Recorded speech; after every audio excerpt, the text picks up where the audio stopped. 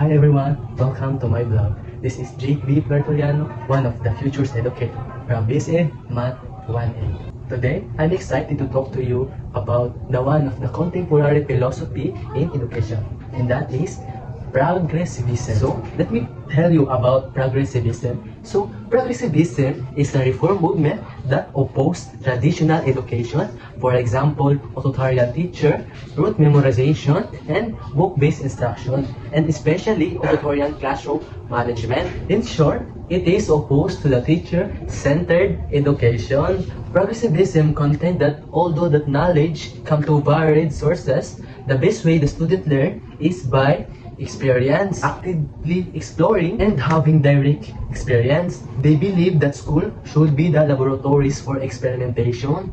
They organize the school for concern, curiosity, and a real-world experience of the learners. They advocate using project method and problem solving which promote democratic learning communities in classroom.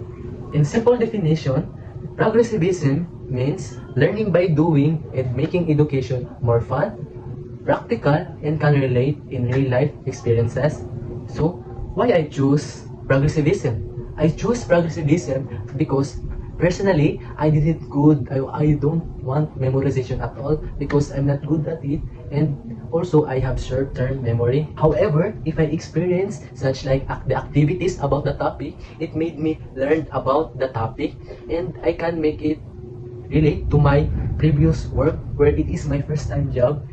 And when I was training, they give us the instruction book where we should read and memorize about what should we do. However, it gave me a hard time because I didn't really like memorization. However, when I experienced the work, I do the work, it made me easy because having the experience doing the work is like I have to discover by myself. So it made me stick in my mind the learning. I can connect this to progressivism because progressivism means learning by doing. That's why I choose this philosophy because personally I can relate with it, and that's how I learn. So, as a future educator, how can I apply this in my future teaching way? I would apply it by making the student involved, hands-on, and actively to the topic or the lessons I want them to learn, not just giving them the instruction or just giving them things that they memorize.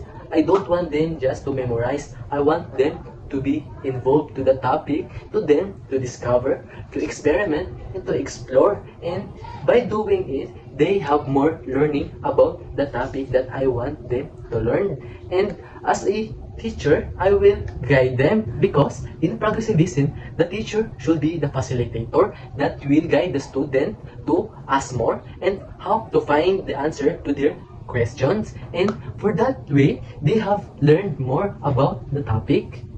And also, I want my students to find the lesson fun and make them curious about it, to look what I really want them to learn, especially in mathematics, because as future educator in major mathematics, I want them to see mathematics fun because it can help them in their daily life, such as computing, and look for the possible outcomes, even it made their head hurt sometimes. However, it is a good, necessary knowledge in our life because people can't build infrastructure if math doesn't exist, because math is the one things that help people to build infrastructure, to calculate if the infrastructure can build properly. So as a teacher, I will give them the necessary knowledge to how to solve mathematics, and then give them activities so then to find way to solve it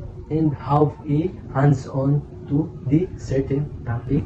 To sum up, I want the progressivism philosophy because I want my student to learn by doing, because that's also I learned because I can relate with it. So I want my way of teaching to the student to also learn by doing, and also having them to discover, explore, and experiment. And that's how I want my future student to become more knowledgeable. And that's all. I hope you learned something, and don't forget to like, share, and click the buttons and also miss the grade